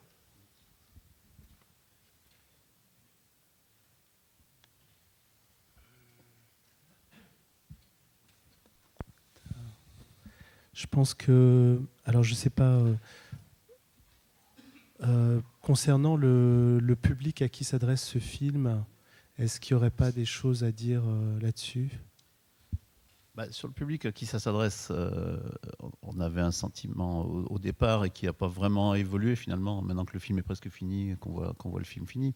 On pense que le film va pouvoir être vu par des enfants à partir de 9-10 ans, pas trop avant, compte tenu des situations dans lesquelles sont ces enfants. On est dans un foyer, ces enfants qui sont des enfants cabossés de la vie et dont on connaît peu à peu les expériences. Mais par contre, le film part de situations et d'enfants cabossés, comme je dis, mais va vraiment vers la lumière. Donc c'est un film qui est positif dans son cheminement et qui va trimballer pas mal d'émotions, à la fois dans le rire et peut-être dans les larmes. Et puis il y a des scènes un peu, les scènes de discussion qu'on a vues tout à l'heure, qu'on a devinées dans le dortoir, où les garçons parlent un peu de comment ça se passe entre les garçons et les filles, des choses comme ça. Disons qu'il y aura, je pense, une approche différente du public hors cadre scolaire et du public scolaire. Je pense que le public scolaire, sans doute, les enseignants, de peur sans doute de se prendre les parents un peu de façon véhémente. Je pense pas que les classes primaires, par exemple, ou alors ça sera marginal, je pense que les classes primaires viendront peut-être pas voir le film. Mais à partir de la 6e, à mon avis, même dans le cadre scolaire, je pense qu'il pourrait y avoir sans doute un travail de fait. Mais ça, c'est a priori. Une fois que le film sera fini, une fois qu'on le montrera, on en saura plus. Ça c'est mon sentiment à ce stade. D'accord. D'ailleurs, je me suis posé la question hier, est-ce que Kirikou passe dans les collèges ? Kirikou, il est dans les collèges cinéma, donc Kirikou, il est vraiment vu dans les écoles primaires. Et d'ailleurs, quand on avait sorti Kirikou et la sorcière, le premier, les enfants qui voyaient Kirikou et qui étaient les plus accros à Kirikou, c'était les enfants de 3-4 ans, qui regardaient le film en boucle. Enfin bon, c'est pas pareil. Sur celui-là, c'est un peu, quand on avait sorti un film qui s'appelle Couleur de Pommiel, qui était aussi un film qui parlait d'une thématique de l'adoption d'une façon un peu difficile. Il y avait des choses assez difficiles dans le film. Il est maintenant dans le collège au cinéma, donc c'est un film qui est vu par des enfants au niveau du collège. Mais voilà, c'est pas. Ça voudrait dire qu'il y a une phase d'adaptation ou d'acceptation d'un film avant qu'il soit. Non, c'est pas ça. C'est que nous disons au niveau de la sortie du film, de la distribution, on va essayer, parce que c'est toujours la difficulté. Quand on a une technique et un rendu comme celui-là, qu'on voit les marionnettes hors contexte, on peut penser que c'est pour des enfants de 4-5 ans. Donc à nous, à travers l'affiche, à travers la bande-annonce, à travers aussi ce qui va en être dit par les différents médias, à nous d'essayer d'être assez juste pour positionner le film sur le public qui est, à notre avis, le bon public pour le film. Après, les gens vont voir un film au cinéma, il n'y a pas de problème, tout le monde peut aller voir un film. Hein. Mais disons qu'au niveau du positionnement, on va essayer d'être assez précis sur... Pour nous, c'est un film visible sans problème par des enfants, par des familles, à partir de 9-10 ans. C'est notre sentiment à aujourd'hui. Maintenant, quand le film va être fini, parce que ça aussi, c'est une donnée... on a bien vu, je pense, à travers la présentation et ce qu'a pu dire Claude, comment les choses évoluent en permanence. Et le film se construit au fur et à mesure. C'est-à-dire que la perception qu'on a du film au moment du scénario, au moment de l'animatique, au moment du tournage, et maintenant, où les bruitages arrivent, où la musique arrive, où le mixage arrive, puisque là, c'est en plein mixage du film. Il faut maintenant voir le film fini. On va commencer à le montrer quand il sera fini. On va voir différents types de publics et on va ajuster. C'est comme ça que ça se passe un peu pour chaque film. Hein. On a les producteurs, les distributeurs, on a un a priori sur le film par notre propre jugement, mais on le valide à chaque fois, on l'infirme, on le confirme au fur et à mesure qu'on va montrer le film, dès qu'on aura fait quelques projections. Et après, par contre, c'est assez régulier, c'est-à-dire on va le montrer une fois, 2 fois, 3 fois, et puis après, on va se rendre compte que à chaque fois, les enfants ou les adultes ou les journalistes ont un peu le même type de réaction, et ça nous donne un retour qui nous permet, nous, d'essayer d'ajuster la communication sur le film. C'est un peu comme ça qu'on fait pour chaque distribution de film. Donc là, celui-là n'échappera pas à ce processus. Est-ce qu'il y a encore quelque chose à ajouter sur le film ou est-ce que je passe la parole à la salle, peut-être pour des questions ? Ouais. Donc, oui. Alors, est-ce qu'il y a des Qui veut questions ? s'exprimer ? Oui. Bonjour. J'aurais voulu savoir quel était le budget du film et quels étaient les coproducteurs du film et combien de temps, du coup, avait duré réellement le tournage en lui-même. Le tournage en lui-même, c'est-à-dire la partie studio, elle a duré, si je ne dis pas de bêtises, 10 mois, à peu près. Oui. De juillet 2014 à avril 2015, elle a duré à peu près 10 mois. À peu près pareil aussi pour la fabrication, marionnettes, décors auparavant. Voilà, il y a eu d'abord la fabrication des décors, des marionnettes, etc. Donc ça, c'est à peu près le temps du tournage lui-même. Sur la coproduction, donc, il y a donc côté suisse, Rita Productions, qui est le producteur principal. Et puis il y a eu ensuite... Qui vient de la fiction documentaire, donc c'était leur premier projet en animation. Voilà, c'est la première expérience de long métrage d'animation. Il y a dans les financements la télévision suisse romande, qui a amené pas mal de financements, plus l'équivalent du CNC côté suisse, qui est l'Office fédéral de la culture. Donc l'essentiel des financements côté suisse, pour simplifier, ils viennent de cette façon-là, plus une quote-part... de médias, puisque au moment où on a présenté le dossier à Eurimage et à Média, la Suisse faisait partie de Média. Maintenant, elle ne fait plus partie de Média, ils en sont sortis. Donc ça, c'est côté suisse. Et vers la fin du film, c'est-à-dire, et je vais répondre en même temps au budget du coup, en cours de tournage, comme souvent, le tournage prend l'ensemble du processus, la fabrication, le tournage, etc., prend un peu plus de temps que prévu, donc nécessite un peu plus de budget que prévu au départ. Et donc il y a un producteur suisse, un coproducteur suisse qui s'appelle Michel Merkt, qui a une société qui s'appelle KNM, qui est rentré aussi comme coproducteur et qui a amené une partie de financement vers la fin du tournage. Voilà. Donc ça, c'est pour la partie suisse. Sur la partie française, donc, les coproducteurs sont Blue Spirit et GBK Film. Et les financements sont venus à la fois de l'avance sur recette du CNC, de Canal+, de Ciné+, de France 3 Cinéma, de Rhône-Alpes Cinéma, puisque le film, l'ensemble du tournage s'est déroulé à Villeurbanne, dans les studios de Rhône-Alpes Cinéma, donc à côté de Lyon. Et puis les financements donc, sont venus après de Rimage, de Média et de Rimage. Voilà un peu le tour de table. Donc au départ, on est parti sur un budget qui était autour de 5,5 millions d'euros, sur donc une coproduction sur 2 pays, franco-suisse, 50-50. Et au final, le budget final va être à 6,2 millions, 6,3 millions à peu près.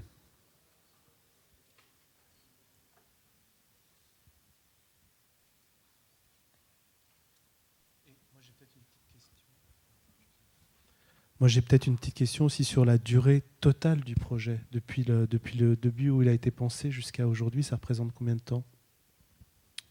Alors, ça va faire 10 ans que j'ai lu le bouquin, enfin que Cédric m'a fait lire le bouquin et qu'on a démarré les premières recherches. Après, jusqu'en 2008, ça a été, on a développé le projet en marge de notre travail de court-métrage. Et à partir de 2008, on a pu se concentrer... Enfin, Cédric, lui, est parti à la télé faire du documentaire. Et moi, je me suis concentré à peu près une année sur le développement, de 2008 à 2009. Ensuite, il y a eu une pause. Et là, ça fait 36 mois que je travaille, c'est-à-dire le storyboard, enregistrement des voix, fabrication et tournage. Donc 3 ans. Il y a une première phase qui a été finalement assez longue de construire les choses, d'aller jusqu'au film pilote, trouver un producteur, etc. Et après, disons, à partir du moment où le pilote a été fait, que Rita Production est entrée en production et que le film a vraiment commencé à chercher un montage financier, il y a eu 3 ans à peu près. Oui, juste une question sur la technique que vous avez utilisée sur le pilote, en fait. Parce qu'il y a des mouvements de caméra que c'est extraordinaire et je me demandais comment vous avez en fait, le réalisé. Alors, comme je vous ai dit, le pilote, ça a été fait un peu sur un pari avec mon producteur qui m'a lancé le défi de tenir 2 minutes sur un enfant en caméra fixe. Et en fait, je ne vous ai pas tout raconté, mais le premier jour de tournage, pour moi, c'était un plan fixe, sans mouvement de caméra, presque documentaire sur cette interview, un peu comme les 400 coups. Et là, le producteur est venu, et ce jour-là, il a perdu la confiance, et il me dit « Mais t'es complètement fou, ça ne marchera jamais, on va tourner, ça ne va pas marcher, on va dépenser tout l'argent. » Non, il faut qu'il fasse des pirouettes, il faut qu'on coupe, qu'il y ait de l'action. Enfin, il est parti sur ses grands chevaux. Et il a commencé à dessiner le storyboard et tout ça sur la table. Enfin, il a une grosse montée de créativité. Et moi, je suis resté complètement tétanisé. Et à un moment, j'ai éclaté en sanglots et je suis parti. Et voilà, je suis allé boire un café au bistrot. Je l'ai vu arriver, il pleurait aussi. Il disait « Mais non, je suis désolé. » Du coup, voilà, on a mangé ensemble, on a bu des coups, on a rediscuté. Et finalement, le résultat, c'est qu'effectivement, c'est plus un plan séquence fixe, mais il y a cette caméra qui bouge un peu et qui amène, effectivement, je pense que c'était une très bonne idée. C'est un peu moins droit. Et par contre, c'est complètement de la post-production. Ouais. On avait fait des croix sur un mur et puis on avait bougé la caméra et on avait un peu plus de largeur d'image et du coup on a joué là-dessus. Oui. Excusez-moi, j'avais une autre question. Couleur de Pommier n'a pas rencontré son public lors de la sortie en salle. Est-ce que du coup ça vous inquiète? Est-ce que vous avez pensé enfin, qu'est-ce qui a peut-être pas marché dans la promotion du film, parce que le film est plutôt réussi et c'est vrai que c'est dommage qu'il y ait eu si peu de spectateurs pour ce film-là. Est-ce qui peut-être, Enfin, ça m'inquiète pas, mais après, c'est difficile de positionner le film. Est-ce que c'est trop adulte pour des plus jeunes et pas assez adulte pour des ados et des adultes? Enfin, par rapport à ce que vous avez dit en conclusion sur le positionnement, est-ce que vous avez réfléchi à ça et par rapport à Couleur de peau miel, justement, les chiffres ont été très décevants. Oui, disons Couleur de peau miel, c'était un film très particulier, puisque c'était un film qui mélangeait du documentaire, il y avait des séquences documentaires, des films d'archives, des films familiaux, plus des séquences d'animation. C'était un projet assez atypique. Hein, voilà.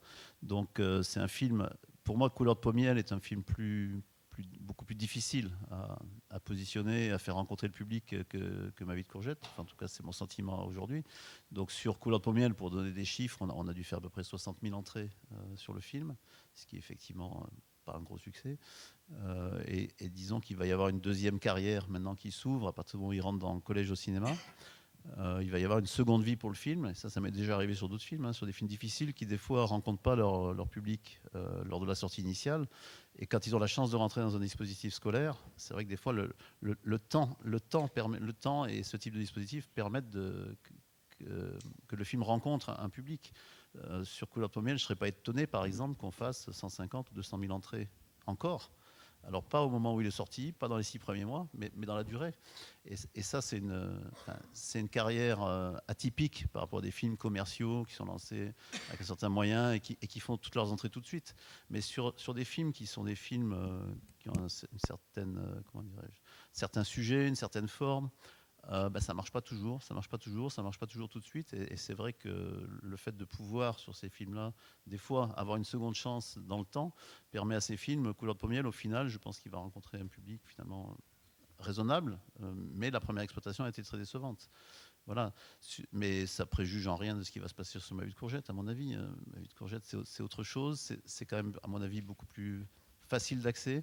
Et c'est aussi un film, bon là vous en avez jugé par quelques aspects, mais disons c'est un film qui va beaucoup jouer sur l'émotion, à la fois dans le rire, s'il y a des séquences vraiment très drôles, et à la fois dans l'émotion pure, dans les larmes. Je pense qu'il y a vraiment des gens qui vont être en larmes à certains moments dans Ma vie de courgette.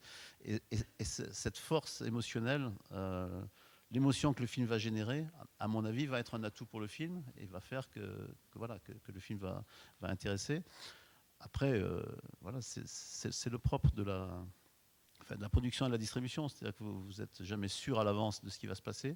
Il y a simplement à un moment donné des ingrédients qui paraissent être en place. Le film se construit petit à petit. Maintenant que le film est à peu près fini, je suis assez confiant, moi en tout cas, sur le potentiel de Ma vie de courgette. Maintenant, l'avenir nous le dira.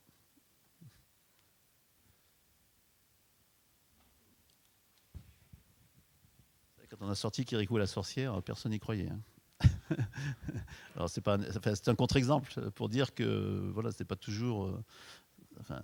Des fois il y a des surprises qui sont importantes et dans les deux sens. Hein. Quand on a sorti un film comme Le Tableau, le film est magnifique, mais le film c'est pas non plus facile. Un film comme Le Tableau, pour arriver à rencontrer son public, est-ce que c'est plus les enfants, est-ce que c'est plus les adultes, comment les choses vont se passer?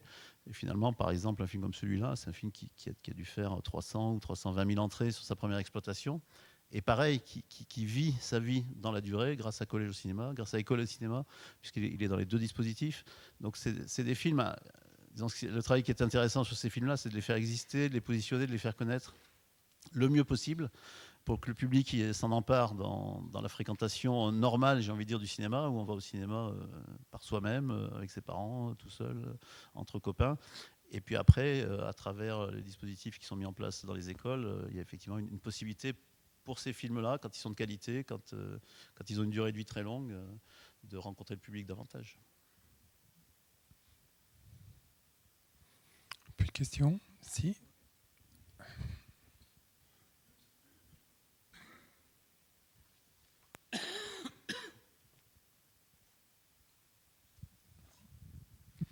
Oui, j'ai été frappé par un détail dans le descriptif que vous avez fait de la mise en place du film.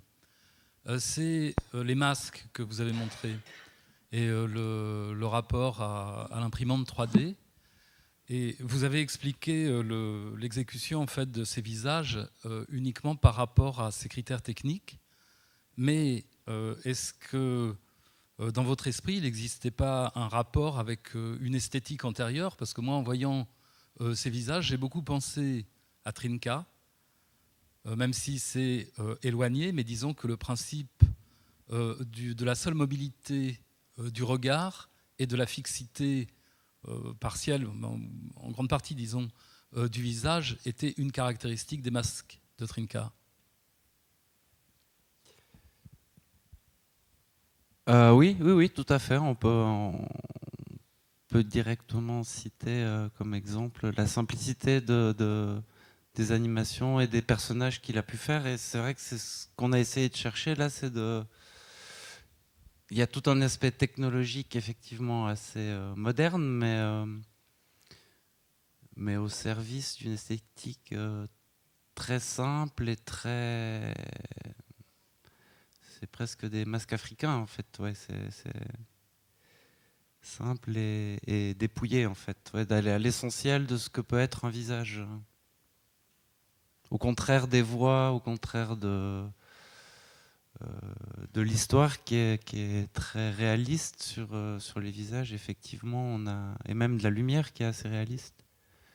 Sur les personnages et les visages, l'idée c'était vraiment de simplifier au maximum et que le regard soit dans les deux sens, comment on regarde les enfants et comment ils nous regardent, ça soit le fil conducteur de l'émotion. Ouais. Et pour ça, d'être au plus synthétique, c'est toujours ce qui marche le mieux, puisqu'on se rend bien compte quand on fait de l'animation 3D photoréaliste avec de la capture de mouvement. Malheureusement non, bien heureusement, ça dépend du point de vue, mais ça marche pas en fait. Les émotions, souvent, il y a un mot pour ça, je sais plus quoi, la faille de je sais pas quoi. Plus on se rapproche du réalisme, moins on a d'émotions. Ouais. Ah, voilà.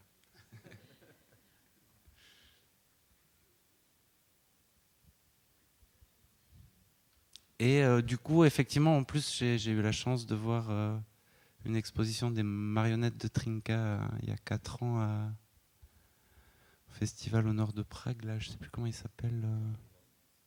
Non, pas très bonne. C'était au-dessus. Enfin, il y avait une rétrospective et ouais, j'ai pu admirer tout ça de près. Et effectivement, ça m'inspire beaucoup.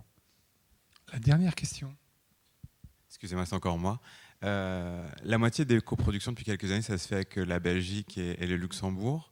Qu'est-ce qui fait qu'on choisit la Suisse parce qu'on sait qu'il y a des incidents fiscaux aussi avec la Belgique et le Luxembourg. Quelle est la raison de faire une coproduction avec la Suisse Parce qu'il y a un réalisateur suisse. Voilà, d'accord.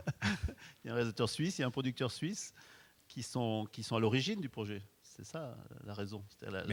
Parce que souvent, effectivement, les productions sont éclatées aussi. C'était sans doute pas votre choix. Non, mais disons qu'il faut bien voir que c'est pas une production française à la base, c'est une production suisse. Donc elle est forcément suisse. Et ensuite, évidemment, le budget, comme je disais tout à l'heure, il était de 5,5 millions au départ. C'était pas possible de financer le film entièrement sur la Suisse. Donc le producteur suisse a cherché un coproducteur européen et ça lui a paru naturel de se tourner vers la France. C'est dans ce sens-là que ça s'est passé. Il y a eu à un moment donné... Mais on a pensé à la Belgique aussi à un moment pour répondre de notre manière. Mais effectivement, Rhône-Alpes étant à côté... Il y a une question qui s'est posée à un moment donné de savoir si on faisait une coproduction tripartite Suisse, France, Belgique. Voilà. La question, il a fallu déménager une partie du tournage Voilà, mais ça voulait dire déménager une partie du tournage, ça voulait dire, parce qu'évidemment, plus il y a de pays, plus c'est un peu complexe à mettre en œuvre. Et on a opté du coup, peut-être qu'on a eu tort, mais en tout cas on a opté à ce moment-là, on s'est dit non, ça sera plus simple de fonctionner avec les centres de production qui sont à Genève et Lausanne, puisque Claude est plutôt basé à Lausanne, Rita Production est à Genève, et nous, GBK Film, on est à Lyon, Blue Spirit est à Paris, et donc on a trouvé que c'était assez intéressant de fixer le lieu de tournage à Lyon, ce qu'on a fait finalement, qui était assez pratique à la fois pour Paris et pour Genève-Lausanne. Et toute la partie pré-production et post-production qui est en train de se dérouler en ce moment était en Suisse. On a réparti en fait le travail pour qu'il y ait la moitié du travail qui se passe en France et la moitié en Suisse. Mais la raison pour laquelle c'est une coproduction dans laquelle il y a la Suisse, c'est que c'est la Suisse qui a initié le film et la coproduction. C'est venu dans ce sens-là. Mais ça m'avait étonné sur le coup parce qu'il y a depuis quelques années on voit plus la Suisse en coproduction avec des longs métrages français. Bien sûr. Mais tout à l'heure j'ai d'ailleurs dit c'est très rare qu'il y ait une coproduction franco-suisse à 50-50 entre la France et la Suisse parce que souvent, quand il y a des coproductions franco-suisses, c'est plutôt 80 France, 20% suisse. Mais là, le projet est suisse. Le producteur aussi, Max et Claude, enfin, parce que Claude est aussi connu comme réalisateur en Suisse, même s'il a fait pour l'instant que des courts-métrages et que c'est son premier long. Donc les sources de financement suisses, aussi bien la télévision suisse romande que l'Office fédéral de la culture, se sont mobilisés pour aller sur des budgets peut-être plus importants qu'ils ne le font d'habitude sur ce projet-là, parce qu'ils avaient envie, sur ce projet-là, vraiment que la coproduction puisse se monter à un niveau important du côté suisse. Oui, parce qu'en fait, en Suisse, il y a beaucoup d'aides sur le court-métrage d'animation. Du coup, il y a des coproductions, beaucoup de coproductions qui sont sur le court-métrage. Mais il n'y a pas d'industrie du cinéma d'animation. C'est vraiment des petites équipes et du court-métrage qui vivent de ça très bien, mais il n'y a pas de projet ni de long ni de série. Et du coup... il y a de temps en temps un projet. Maintenant, le long métrage se développe un peu, mais il n'y a pas la moyen de faire un long métrage sans coproduction. Et du coup, pour avoir une coproduction, effectivement, la politique a été d'augmenter les budgets pour les longs métrages afin de trouver un coproducteur. Voilà, un peu le principe. Il y a une donnée aussi dont on n'a pas trop parlé, mais c'est rarissime de faire un film en stop motion en Europe, enfin, que ce soit en France, en Suisse, dans cette partie de l'Europe, il s'en fait pratiquement jamais. C'est-à-dire c'est vraiment une technique qui n'est pas si facile à mettre en œuvre. Et il y avait eu, et notamment c'était important sur la partie suisse, je pense, peut-être, hein, tu m'arrêtes si je dis une bêtise, mais il y avait eu un échec assez important qui était Max & Co, qui avait été un film qui avait coûté très cher, qui n'a pas eu beaucoup de succès, qui n'a pas porté bonheur à son producteur, il me semble. Hein, c'est un film qui a vraiment mis en difficulté sa société de production. Et peut-être qu'il y a une envie, moi je l'ai ressenti en tout cas sur le tournage, parce qu'il y avait un certain nombre de techniciens, de gens qui avaient été proches de ce tournage de Max & Co. et qui avaient envie sur ce tournage de Ma vie de courgette de réussir peut-être quelque chose qui n'avait pas été réussi. Et en tout cas sur la viabilité économique, peut-être pas sur le côté artistique, parce que Max & Co c'est un beau film, mais il y avait eu une espèce de dérapage financier dans Max & Co. Et là, c'est vrai qu'il y a un enjeu au-delà du film lui-même de Ma vie de courgette, de montrer qu'on peut réaliser en France et en Suisse, enfin, sur une coproduction comme ça, un film en stop motion. Et d'ailleurs, il y a un nouveau film en stop motion qui est dans les tuyaux, c'est le film de Pierre-Luc Grangeon, et j'espère bien qu'il va arriver aussi à aller au bout et qu'il va pouvoir se produire des films en stop motion, parce que c'est vraiment rarissime. Si on essaie de se rappeler quel film il y a pu y avoir en stop motion en France et en Europe ces dernières années, on ne va pas en trouver beaucoup. Hein. Mais du coup, effectivement, la transmission d'expérience entre ces projets de long métrage stop motion en Europe, je pense qu'elle est très importante, parce qu'on a bien vu, nous, dans cette première fois, on a quand même fait tout ce qu'on pouvait pour anticiper, mais on s'est quand même retrouvé dans des moments très complexes. Parce que c'est une mécanique, une façon de faire à grande échelle qui, plus on a de plateaux, plus ça devient compliqué. Et il y a une espèce d'algorithme entre le nombre de poupées, le nombre d'animateurs, le nombre de plateaux et le fait qu'on puisse travailler calmement et faire les choses bien, qui a été très difficile à trouver, qu'on a trouvé, et qu'il faut absolument qu'elles se transmettent. Mais comme les équipes sont en général à peu près les mêmes, c'est-à-dire moi par exemple j'ai hérité du film des frères Guillaume, cet avertissement, attention, les yeux, si tu fais une très belle poupée mais tu ne penses pas à l'animation et aux yeux, tu vas griller la moitié de ton temps d'animation juste sur les paupières. Et sans ça, je pense que j'aurais rencontré à peu près les mêmes difficultés qu'eux, et comme on était déjà en difficulté, je ne suis pas sûr qu'on serait allé au bout du projet, par exemple. Et donc je pense qu'effectivement, ces expériences-là, si elles se transmettent à travers les équipes, puisqu'il n'y a qu'un petit nombre de gens qui travaillent sur les projets, ça peut aider aussi au projet à se monter et avoir une continuité de stop motion. Je crois qu'on est arrivé au bout du temps. Moi j'avais encore une question, mais c'est pas possible. Une toute petite. Alors c'est vraiment une question sur le souci documentaire, parce que je me suis posé la question, pourquoi tu avais ressenti le besoin d'aller dans des institutions d'accueil d'enfants après la lecture du livre, et puis de faire appel à quelqu'un qui travaillait dans ces structures pour, je crois, relire le scénario ou regarder les scènes avec toi. Donc un souci documentaire vraiment par rapport à ce projet. Ouais, j'avais vraiment envie que les enfants soient vraiment plongés dans une histoire dans laquelle ils croient et qui se posent pas de questions. Et j'avais envie d'être au plus près de ce qui peut se passer et qu'ils puissent en parler autour d'eux. Et je pense qu'on a tous plus ou moins des gens qu'on connaît qui ont été en institution, qui ont des enfants, qui ont adopté des enfants. Et comme c'est un sujet assez délicat, j'avais pas envie de tomber à côté. De tomber à côté, ouais, c'est ça. Et du coup, de mon expérience en institution, j'ai ramené quelques petits détails, comme le petit tableau des humeurs que vous avez pu apercevoir dans une des séquences, qui a pas mal servi au film et qui est quelque chose de très joli, où les enfants, le matin, sans parler, peuvent aller montrer s'ils sont sur un nuage orageux ou sur un soleil. Et aussi sur les expériences de vie de ces enfants, puisque quand on arrive au début, on est regardé vraiment comme un étranger, ils ne nous parlent pas, ils font la gueule, et tout d'un coup, du jour au lendemain, une fois qu'ils nous ont adoptés, ils veulent plus qu'on parte, et ils nous racontent leurs histoires. Qui sont très proches de... Et c'est là où j'ai compris qu'on était dans le juste et que j'avais pas trop de questions à me poser, puisqu'il y avait des histoires... très proche de ce qui se passe là, et qu'ils en parlaient à peu près de la même manière, c'est-à-dire assez simplement et pas trop souvent non plus finalement. Ce qu'on a essayé, c'est d'évoquer des choses, mais qu'après ce qu'on montre, c'est plutôt la reconstruction et comment ils continuent à vivre et comment ils s'entraident et ils vont vers des choses plus belles. Bon, merci beaucoup.